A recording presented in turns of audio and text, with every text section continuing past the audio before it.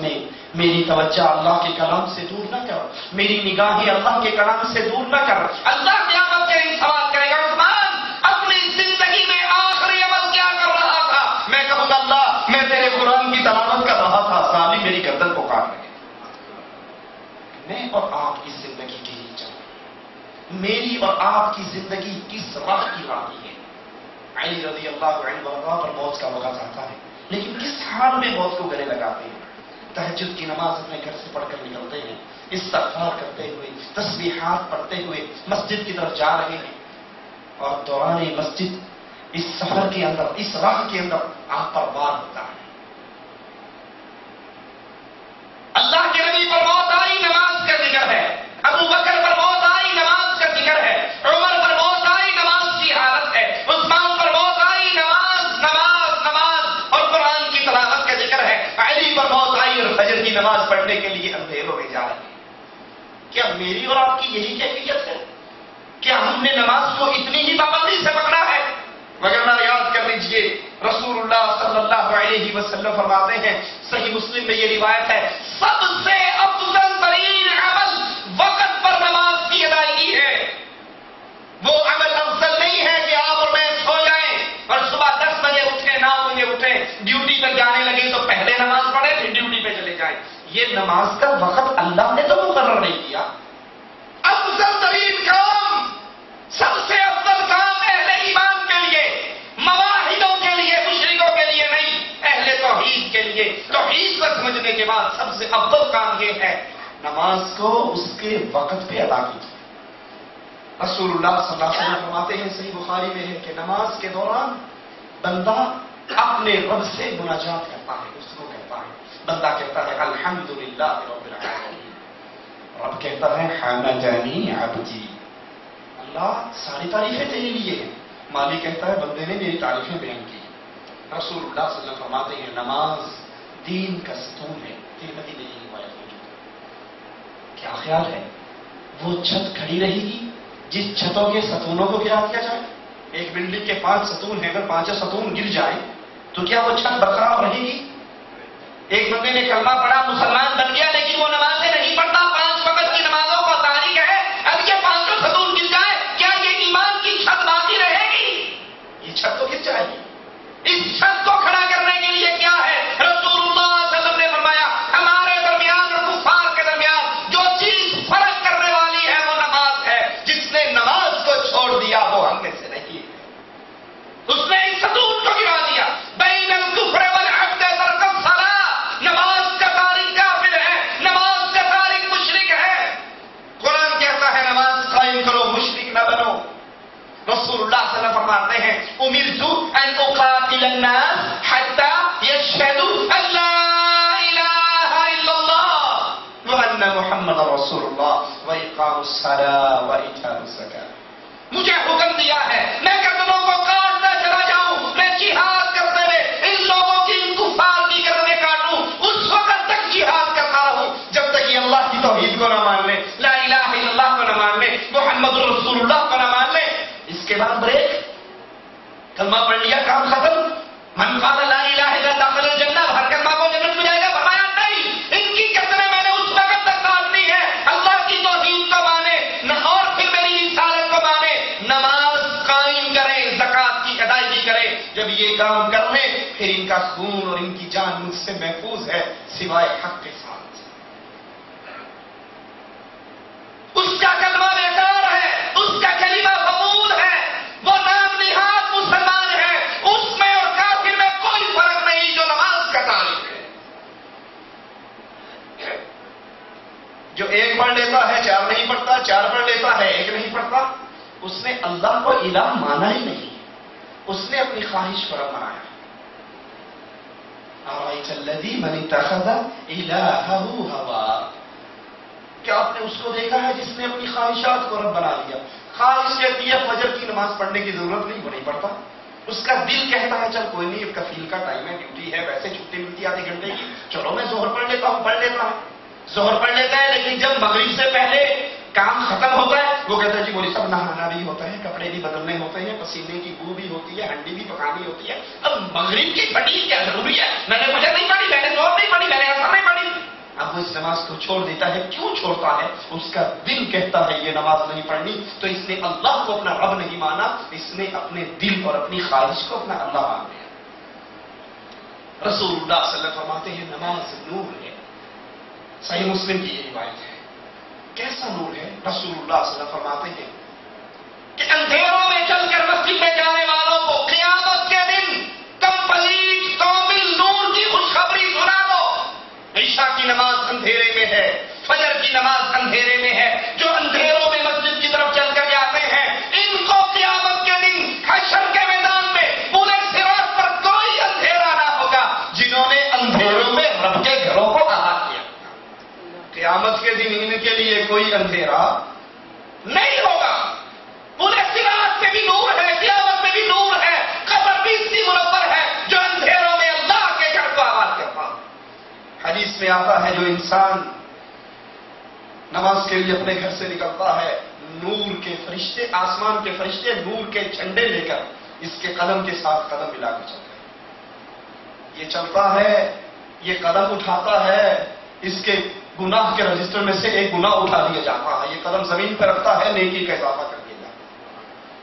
من خرج من بیته متطهرا الى المسجد فاجره كالحاج المحرم. جو نماز کا اہتمام ایسے کرتا ہے، ہر نماز کے لیے اپنے گھر سے وضو کر کے نکلتا ہے، اللہ کے نبی فرماتے ہیں اللہ اس کو اتنا اجر دیتا ہے جتنا حاجی احرام باندھ کر حج کے لیے نکلتا.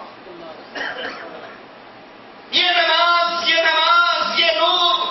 رسول اللہ صلی اللہ علیہ وسلم فرماتے ہیں منافقین پر فجر اور عشاء کی نماز بھاری ہے. اگر انہیں اس فجر اور عشاء کی نماز کے اجر اور ثواب کا علم ہو جائے وہ اس کے لیے دوڑتے ہوئے آئے. بخاری اور مسلم کے اندر یہ روایت ہے. رسول اللہ صلی اللہ علیہ وسلم نے فرمایا، صحیح مسلم میں یہ روایت ہے، وہ شخص جہنم میں داخل نہ ہوگا جس نے فجر اور عصر کی نمازوں پر ادائیگی کرتا ہے، استقامت کا اظہار کرتا ہے. یہاں سے مراد فجر اور عصر کی نمازوں کی اہمیت ہے، وگرنہ مسلمان پر تو پانچوں نمازیں فرض ہیں جماعت سے ادا کرنی سوائے عذر کے. رسول اللہ صلی اللہ علیہ وسلم فرماتے ہیں جو آذان سنے پھر مسجد میں آ کے نماز نہ پڑھے اس کی نماز نہیں ہوتی سوائے عذر کے. عذر کیا ہے؟ یا تو سو رہا ہے، یا وہ بیمار ہے، چل کر نہیں آ سکتا، تو وہ تو اپنے کمرے میں پڑھے گا. لیکن جو بیمار نہیں ہے، جو سویا ہوا نہیں ہے، جس کو علم ہے کہ یہ اذان ہو گئی نماز کے لیے، وہ کہتا ہے کوئی نہیں، آج تو انڈیا پاکستان کرکٹ میچوں کا فائنل ڈے ہے، تو آج کی نمازیں رہنے دو. آج تو کرکٹ کا میچ چل رہا ہے، آج ہاکی کا میچ ہے، آج فٹ بال کورے کا میچ ہے. یا یہ ڈرامہ جو ہے یہ لاسٹ سیریز ہے، آخری ڈرامہ ہے، اس کے اندر کہانی اینڈ ہونی ہے، اس میں پتہ لگنا ہے کیا ہوا کیا نہ ہوا. اگر میں نے پچھلے 10 ڈرامے دیکھے ہیں، اب عصر کی نماز میں یہ ڈرامہ آ گیا، میں اٹھ کر چلا جاؤں تو ساری کہانی کا مزہ کرکرا ہو جائے گا. تیرے لیے کہانی کا مزہ کرکرا ہو جائے گا. اور اگر یہ نماز تو نے چھوڑ دی، یہ نماز تو نے چھوڑ دی تو رسول اللہ صلی اللہ علیہ وسلم کا فرمان تجھ پہ ثابت ہو جائے گا. آپ فرماتے ہیں من ترک الصلاۃ متعمدا فقد کفر. جس نے جان بوجھ کر نماز چھوڑی، کرکٹ میچ کے لیے، فلم کے لیے، ڈرامے کے لیے، ہاکی میچ کے لیے، یا انڈیا کے جلنے کے چکر میں، یا کسی اور مسئلے میں، جس نے جان بوجھ کر ایک نماز چھوڑی اس نے کفر کیا. رسول اللہ صلی اللہ علیہ وسلم فرماتے ہیں نماز، بلکہ قرآن پاک کا حکم ہے کہ نماز کے ذریعے اور صبر کے ذریعے اللہ سے مدد مانگو. جب بھی اللہ کے فیصلے تکلیف ہوتی، پریشانی ہوتی، تو حضرت بلال سے کہتے ہیں بلال ارحنا یا بلال، بلال اذان دو، نماز کی تیاری کرو. اس نماز سے ہمیں ٹھنڈک ملتی ہے، اس نماز سے ہمیں سکون ملتا ہے. یہ نماز اہل ایمان کو خوشی دیتی ہے، اہل ایمان کی آنکھوں کی ٹھنڈک ہے. کیا یہ حال میرا اور آپ کا بھی ہے؟ کیا نماز پڑھتے ہوئے ہمیں بھی سکون ملتا ہے، یا نماز ہمارے اوپر ایک مصیبت اور بوجھ بن جاتا ہے؟ منافق کی حالت ہے کہ نماز اس کے لیے بوجھ بنتا ہے، اور مومن کی حالت ہے نماز میں اس کو سکون ملتا ہے. اکیلا شخص نماز پڑھے اور کوئی جماعت سے نماز پڑھے، جماعت سے نماز پڑھنے والے کو اکیلے کے مقابلے میں 27 گنا زیادہ ثواب ملتا ہے. سوچئے ہم سب یہاں کمائی کرنے کے لیے آئے ہوئے ہیں. ایک کمپنی میں آپ 1000 ریال پہ ڈرائیوری کرتے ہو, دوسری کمپنی آپ کو 27 گنا زیادہ نہیں, 1000 کے مقابلے میں 27,000 نہیں, صرف 1200 ریال 200 ریال زیادہ دے دے, تو کیا خیال ہے پوری کوشش نہیں کرو گے کہ اس کمپنی میں نقلے کا فرق ہو؟ 200 ریال کا کرو گے یا نہیں کرو گے؟ ایک کمپنی کو, ایک کفیل کو 200 ریال کے چکر میں چھوڑ دیتے ہو نہ مانے تو کوشش کرتے ہو یار سلی ولی کرو, خروج نہائی لگا کے جاتے ہیں, دوسری کمپنی کا ویزا لے کر جاتے ہیں, ہر مہینے 200 ریال تو ملیں گے. رسول اللہ صلی اللہ علیہ وسلم فرماتے ہیں جو ایک نماز اکیلا پڑھتا ہے اور پھر ایک بندہ جماعت سے پڑھتا ہے, اس کو ایک نماز کا ثواب ملتا ہے اور اس کو 27 نمازوں کا ثواب ملتا ہے. سوچ لیں کتنی نمازیں ہیں جو ہم اپنے گھروں میں اور اپنے کمروں کے اندر ادا کرتے ہیں. رسول اللہ صلی اللہ علیہ وسلم فرماتے ہیں جب نمازی نماز پڑھ کے اپنی نماز کی جگہ پر بیٹھا رہتا ہے, نماز پڑھ کے اپنے مصلی پر بیٹھا رہتا ہے, فرشتے اس نمازی پر درود پڑھتے رہتے ہیں. جتنی دیر تک یہ نمازی نماز کی جگہ پر بیٹھا رہے گا, فرشتے اتنی دیر تک اس نمازی پر درود پڑھتے رہیں گے. اور فرشتوں کا درود کیا ہے؟ وہ کہتے ہیں اللہم اغفر لہ وارحمہ, اللہم اغفر لہ وارحمہ, اللہ اس نمازی کو معاف کر دے گا, اس کا رحم کر دے. جس کے لیے فرشتے دعا کریں ان کی قبولیت میں کوئی شک ہے؟ جتنی دیر تک مسجد میں بیٹھیں گے اور ہماری کیسے کیا ہوتی, ادھر سلام پھرتا ہے, دوڑ لگاتے ہیں, سب سے پہلے باہر کون نکلے گا؟ کیڑی مصیبت پھنسے پیسہ ہوتا ہے, مسجد جان چکی. کوئی امام بیچارہ 2 سجدے لمبے کر دے تو بس جی چاہتا ہے کہ بابا اس مسجد کی بڑی لمبی نماز پڑھو. جو جتنی تیز نماز پڑھائے گا اتنا اس کی مسجد میں رش زیادہ ہوگا. کیوں؟ مومن کی مثال مسجد میں ایسے ہے جیسے مچھلی پانی میں ہے. مومن مسجد میں ایسے ہے جیسے مچھلی پانی میں ہے, اور منافق مسجد میں ایسے ہے جیسے مچھلی کو اٹھا کر پانی سے باہر پھینک. جیسے منافق مسجد سے باہر جا کرتا مچھلی پانی سے باہر تڑپتی ہے, منافق مسجد میں آ کر تڑپتا. اور مومن نبی صلی اللہ علیہ وسلم فرماتے ہیں جب تک مسجد میں بیٹھا رہتا ہے فرشتے اس کے لیے دعائیں کرتے رہتے ہیں, اس کے لیے استغفار کرتے رہتے ہیں. صحیح مسلم میں ہے رسول اللہ صلی اللہ علیہ وسلم فرماتے ہیں جو وضو کرے نماز کے لیے پھر مسجد میں فرض نماز پڑھنے کے لیے جائے اور اسے جماعت سے مسجد میں ادا کرے تو اللہ عز و جل اس کے گناہوں کو معاف کرے. لیکن یہ سارے فوائد جتنے ہم نے سنے کس کو ملنے والے ہیں؟ یہ آخری نقطہ بیان کر کے اپنی بات ختم کرتا ہوں. یہ سارے فوائد نمازوں سے گناہ معاف ہو رہے ہیں. رسول اللہ صلی اللہ علیہ وسلم فرماتے ہیں کیا خیال ہے جس کے گھر کے سامنے نہر چلتی ہو اور وہ 5 وقت نہر میں غسل کرتا ہو, کیا اس بندے کے جسم پر کوئی گناہ, کوئی میل رہے گا؟ صحابہ نے کہا نہیں کوئی میل نہیں رہے گا. کہا جس طرح یہ 5 دفعہ نہانے والا اپنے جسم پہ اس کے کوئی میل باقی نہیں رہتا, جو 5 مرتبہ مسجد میں آ کر اللہ کے سامنے جھک جاتا ہے نماز پڑھتا ہے, مالک اس کے کھاتے میں کوئی گناہ نہیں رہے. فجر پڑھ کے آیا, ظہر پڑھ کے مسجد میں آ کر بیٹھا, ظہر پڑھی, اب فجر سے لے کے ظہر تک جتنے اس سے صغیرہ گناہ ہوئے اللہ سارے معاف کر دے.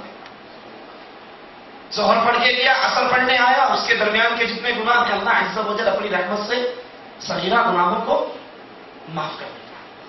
لیکن یہ سارے انعامات کس کو ملنے ہیں؟ آئیے ان کی 2 شرطیں ہیں بنیادی. سب سے پہلے وہ بندہ جس کے لیے نماز پڑھتا ہے اس کو پہچانتا ہے. ہم کس کے لیے نماز پڑھتے ہیں؟ اللہ کے لیے. تو ہماری اللہ سے پہچان ضروری ہے. اللہ کی پہچان کیا ہے؟ جس طرح وہ چاہتا ہے اس طرح ہم اس اللہ کو مانیں. وہ اللہ مالک ہے, وہ اللہ خالق ہے, وہ اللہ رازق ہے. اتنی باتیں کفار مکہ بھی مان لیا کرتے تھے. نہیں, صرف یہ کافی نہیں, بلکہ اللہ عز و جل اپنی عبادت میں یکتا اور تنہا ہے.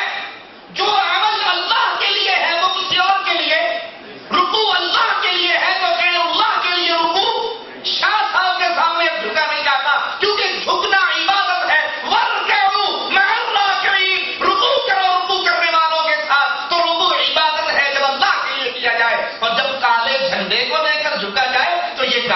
نہیں کی بات.